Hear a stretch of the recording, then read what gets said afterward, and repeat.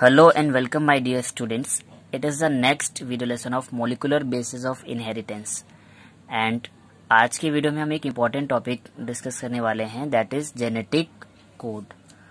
और genetic code पढ़ने से पहले मैं आपको बता दूं कि हम जेनेटिक कोड क्यों पढ़ रहे हैं, क्योंकि हमारा ये जो चैप्टर है मोलिकुलर बेसिस ऑफ इनहेरिटेंस, यहाँ पर दो इम्पॉर्टेंट टॉपिक हैं, एक तो प्रोटीन सिंथेसिस और दूसरा डीएनए रेप्लिकेशन। तो इन दोनों इम्पोर्टेंट टॉपिक्स को पढ़ने से पहले हमें इनके इस प्रोसेस में यूज होने वाले कंपोनेंट्स के बारे में पता होना चाहिए। तो प्रोटीन सिंथेसिस में जैसे कि डीएनए और आरएनए का रोल होता है, हम उन्हें पढ़ चुके हैं। न्यूक्लियोटाइड बाइंडिंग्स भी पढ़ चुके हैं।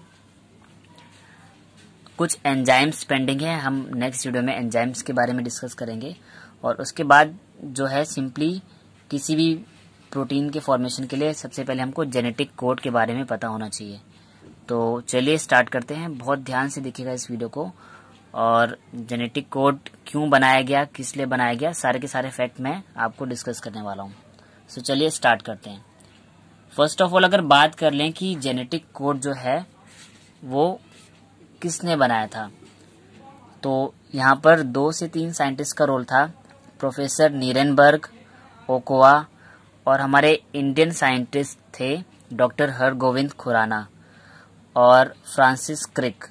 तो करीब 3 से 4 साइंटिस्ट का ग्रुप था। इन लोगों ने मिलकर जेनेटिक कोड क्रिएट किया। और जेनेटिक कोड क्यों क्रिएट किया, इसे अब हम पढ़ने वाले हैं।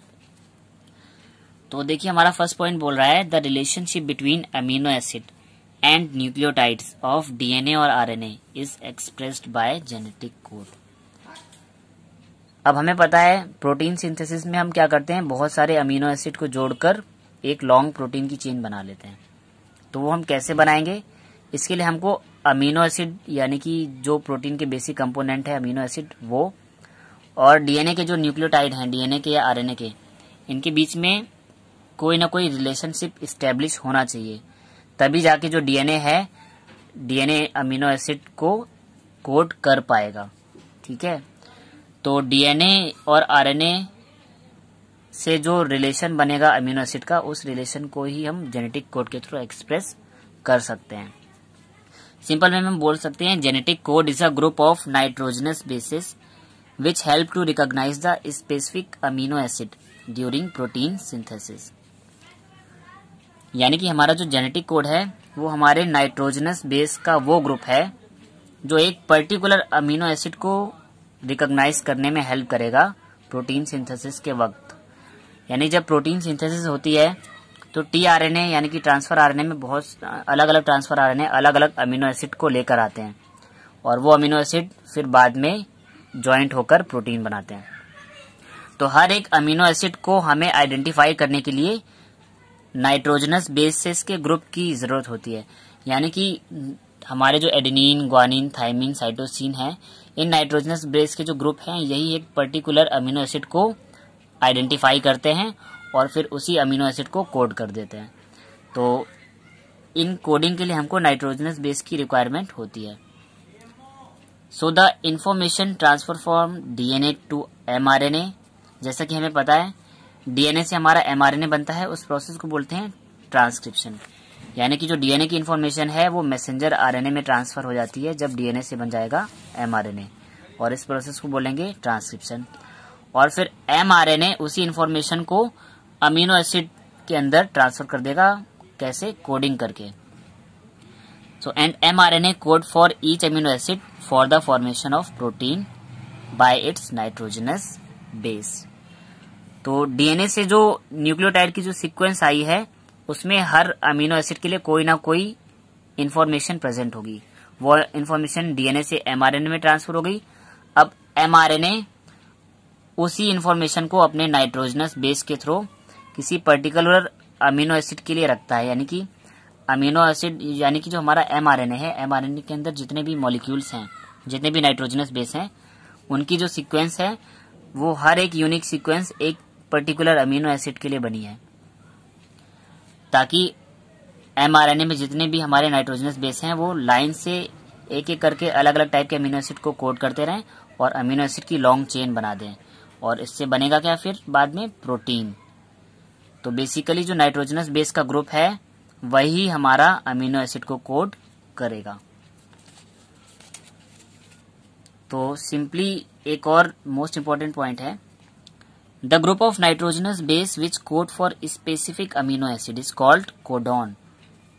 यानी कि हमारे एमआरएनए के अंदर जो नाइट्रोजनस बेस प्रेजेंट हैं, एडेनिन, ग्वानिन, थाइमिन, साइटोसिन, यूरेसिल्स वगैरह, इनका वो ग्रुप जो एक पर्टिकुलर अमीनो एसिड के लिए कोड करेगा, उस नाइट्रोजनस बेस के ग्रुप को हम बोलते हैं कोडॉन।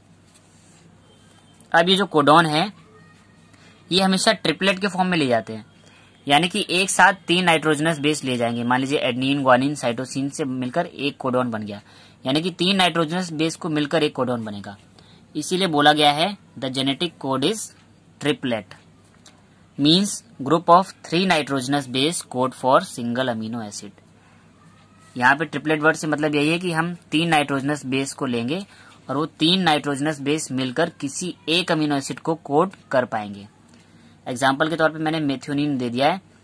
मेथियोनिन हमारा एक अमीनो एसिड है और जिसके लिए हमारा जो कोडॉन है वो है AUG, एडेनिन, यूरेसिल और ग्वानिन। यानी कि ये 3 न्यूक्लियोटाइड का ग्रुप मिलकर एक अमीनो एसिड मेथियोनिन को कोड कर रहा है, यानी कि हमारा जेनेटिक कोड ट्रिपलेट है। अब जेनेटिक कोड ट्रिपलेट क्यों है, सिंगल क्यों नहीं है या डबल क्यों नहीं है, ये फैक्ट भी आपको मैं यहीं पे क्लियर कर दूंगा। तो सबसे पहले तो जान लीजिए इसके पीछे रीजन क्या होता है।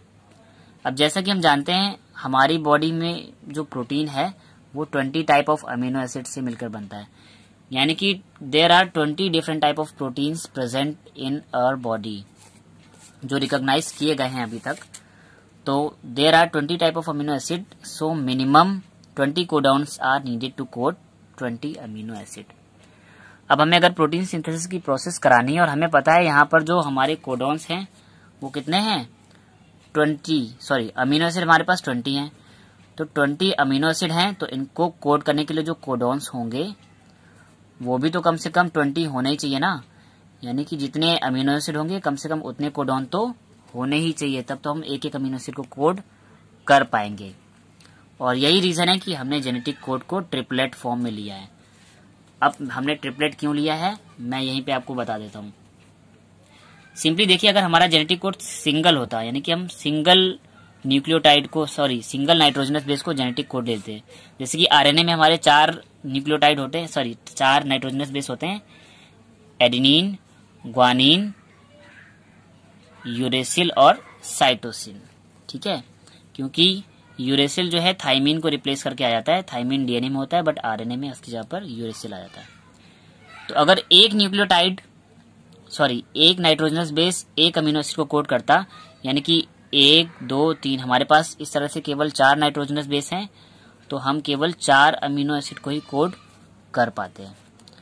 तो इसलिए सिंगल कोडॉन तो पॉसिबल नहीं है। अगर हम कोडॉन को डबल लेते यानी कि इन 4 के डबल फॉर्म लेते, यानी कि हम 4 नाइट्रोजनस बेस का स्क्वायर कर देते, तो हमको 2 के करीब 16 कोडॉन देखने को मिलते हैं। 4 का स्क्वायर 16 होता है। तो क्या ये 16 कोडॉन 20 अमीनो एसिड के लिए सफिशिएंट है? अभी भी नहीं, अभी भी हमारे 4 अमीनो एसिड पेंडिंग रह रहे हैं। तो इसी वजह से ना हमने सिंगल यूज किया ना डबल यूज किया, हमने कोडॉन यूज किया है ट्रिपलेट कोडॉन। और ट्रिपलेट कोडॉन का मतलब है अब हम कर देंगे क्यूब, यानी कि 3-3 के फॉर्म में लेंगे। 4 नाइट्रोजनस बेस के 3-3 की ग्रुपिंग होगी। तो इस तरह से करीब हमारे पास आते हैं 64 कोडॉन, और 64 कोडॉन है और अब हमारे पास अमीनो एसिड 20 है। अब क्वेश्चन यहाँ पर एक इम्पोर्टेंट आपके मन में आना चाहिए कि अमीनो एसिड 20 हैं तो कोडॉन 20 होने चाहिए, 64 कोडॉन का हम क्या करेंगे? तो ये जो एडिशनल कोडॉन है इसके पीछे एक सिंपल सा रीजन ये है कि more than 1 codon can code a single amino acid, यानी कि एक से ज्यादा कोडॉन किसी एक अमीनो एसिड को कोड करेंगे। तो इस तरह से ये 64 कोडॉन मिलकर 20 अमीनो एसिड में डिस्ट्रीब्यूट हो जाते हैं। यानी कि कभी कभी एक कोडॉन एक अमीनो एसिड को कोड करता है, कहीं कहीं पे 4 कोडॉन भी अकेले एक सिंगल अमीनो एसिड को कोड करेंगे। तो इस तरह से ये 64 कोडॉन मिलकर 20 अमीनो एसिड को कोड कर लेते हैं। अब जेनेटिक कोड का चार्ट प्रिपेयर कैसे किया जाता है इसे भी देख लीजिए, बहुत ध्यान से देखिएगा। अब जेनेटिक कोड ट्रिपलेट है तो हम ट्रिपलेट फॉर्मेट में ही लेंगे। मैंने यहाँ पे नीचे तो फिल कर रखा है, स्टार्टिंग की रो में आपको फिल करके बताऊंगा ताकि आपको पता चल जाए कि कैसे हमें जेनेटिक कोड फिल करने हैं। तो सिंपली देखिए हमारे पास 3 रो हैं, तो यहाँ पर भी जो फर्स्ट रो है यहाँ पर भी देखिए यू सी ए जी, ए और जी, इस तरह से हम यू सी ए जी ये 4 कोडॉन यहाँ पे कर लेंगे नाइट्रोजनस बेस। ऊपर की रो में भी 4 नाइट्रोजनस बेस को नोट कर लेना है, यू सी ए जी, और यहाँ पे साइड में भी चलता रहेगा you see A ji, you see ए जी, हर रो में चलता रहेगा। तो अब हम इस तरह से अगर हम पहला कोडॉन जो ट्रिपलेट बनाएंगे वो किस तरह से बनेगा, देखिए यू यू, पहला यू ये, सेकेंड यू ये, और फिर थर्ड वाला ये। तो पहला कोडॉन बन गया हमारा यू यू यू। फिर ये तो यू यू रहेगा, इसके बाद आएगा सी, यू यू सी। फिर यू यू सी के बाद आ गया ए, तो यू यू ए। फिर यू यू जी, देखिए 4 कोडॉन बन गए। अब जैसे यू वाली रो फिनिश हो गई, अब सी वाली रो का नंबर आया, यानी कि यू के साथ सी का मल्टीपल होगा, तो यू सी, और ये यू तो चल ही रहा है, यू सी यू, फिर यू सी सी, फिर यू सी ए, फिर यू सी जी, फिर यू ए वाली रो आई। इसको और शॉर्ट से आपको समझना चाहिए, समझना चाहते हैं तो एक और तरीका मैं बता देता हूँ। इन दोनों के मल्टीपल तो पूरी रो में कॉमन ही चल रहे हैं, देखिए तो हम यू ए को 4 टाइम लिख लेते हैं, देखिए U A U A U A U A. अब इनमें लास्ट में हमको क्या ऐड करना है, यू सी ए जी। तो देखिए पहले में यू आ गया, यहाँ सी आ गया, फिर ए आ गया, फिर जी आ गया, बन गया 4 कोडॉन।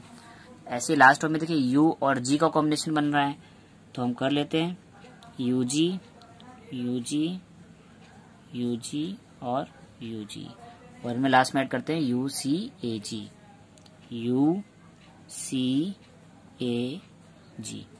तो इस तरह से आपको ट्रिपलेट कोडॉन बनते हुए दिख रहे हैं, और टोटल हमारे जेनेटिक कोड के ग्रुप में इस तरह से टोटल 64 कोडॉन्स बनेंगे।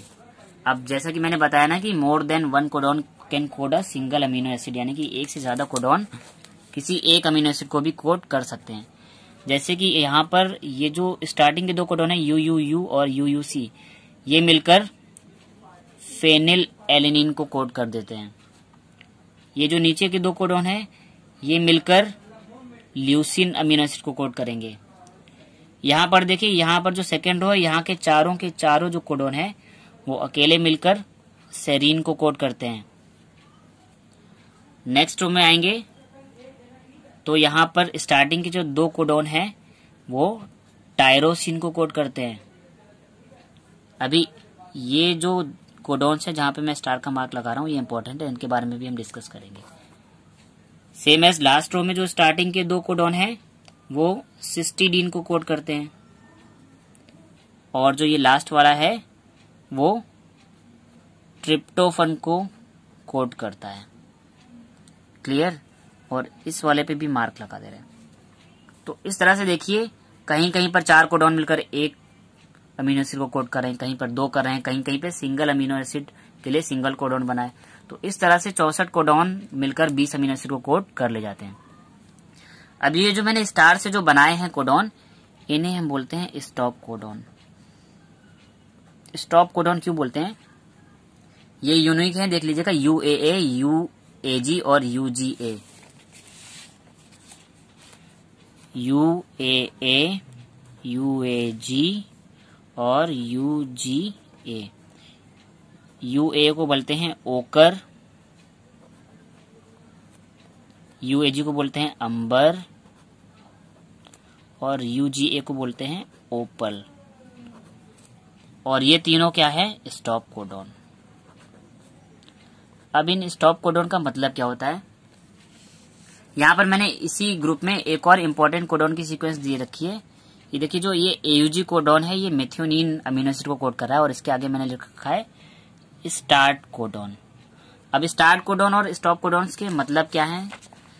देखिए, जब हमारा प्रोटीन सिंथेसिस की प्रोसेस स्टार्ट होती है तो उस प्रोसेस को स्टार्ट करने के लिए एमआरएनए पर स्टार्ट कोडॉन होना जरूरी है। यानी कि जब तक एमआरएनए पर एयूजी कोड नहीं मिलेगा तब तक प्रोटीन सिंथेसिस स्टार्ट नहीं होगी। और ये प्रोसेस स्टार्ट होने के बाद कंटिन्यू तो चलती नहीं रहेगी, कभी ना कभी रुकेगी भी।